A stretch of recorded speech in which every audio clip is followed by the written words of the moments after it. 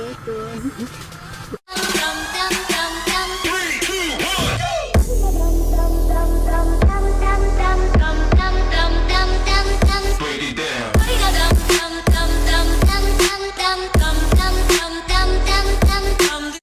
าก็เลยก็ต้องขอกราบสวัสดีท่านผู้ชมยินดีท่านต้อนรับเข้าสู่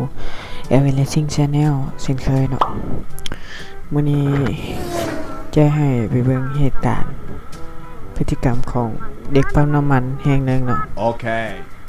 แบบเป็นพฤติกรรมที่แบบบ่สมควรจะเฮ็ดเลยนะก่อนจะไปรับชมก็ฝากกดติดตามกด1ติดตามเลยเนาะแล้วก็กดไลค์กดแชร์ให้เนาะเหตุการณ์จะเป็นยังไงก็ไปรับชมกันเลยนะ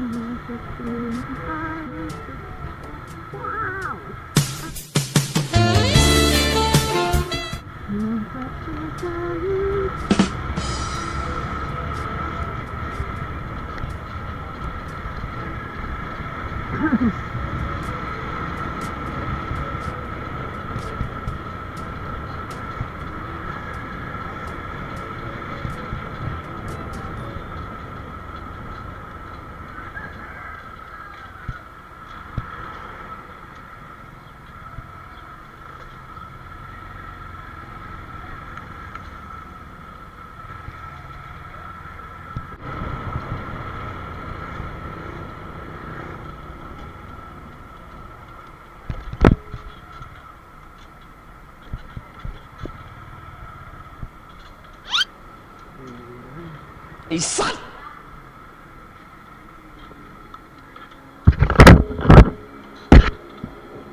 10,000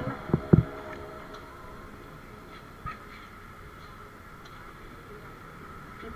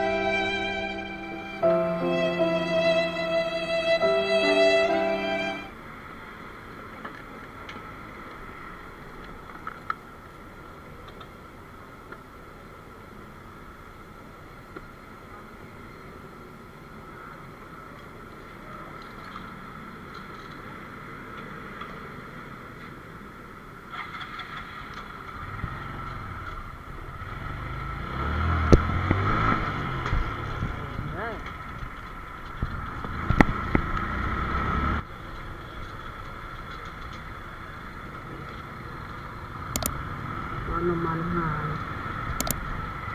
ป้าไปถึงใส่กับโบเบิร์กไหมเฮียจะเดินไปสีเลยก็ได้ผมใส่ในน้อยเฮียถึงให้เจ้าเลยผมจะโกกไว้จะได้ยืดเลยเราจะติดออกไปเมื่อบ้านจะได้เอาน้ำไล่แล้วเฮ้ย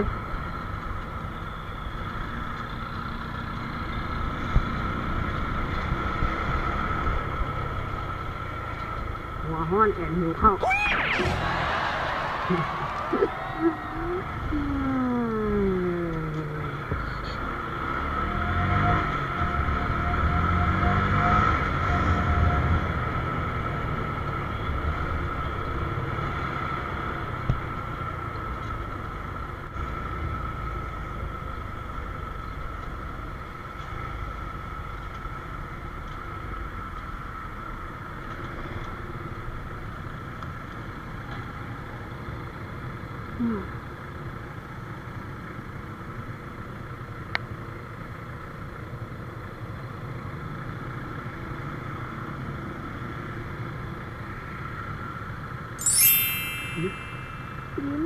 สวยๆ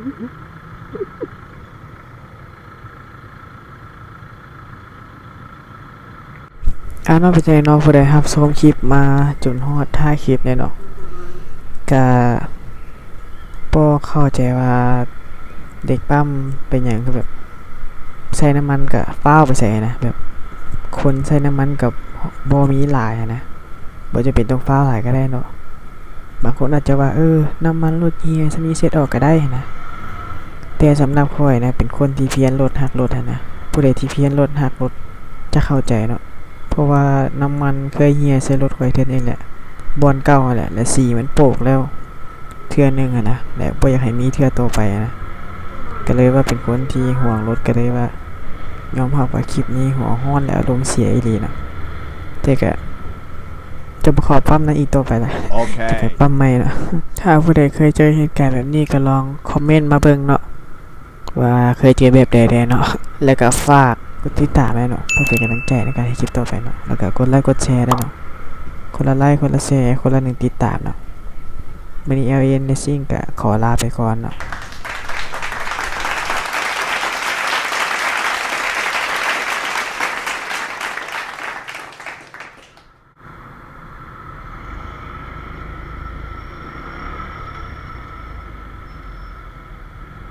โอ้โหเอาไปก่อน2 ล้อเช่นกัน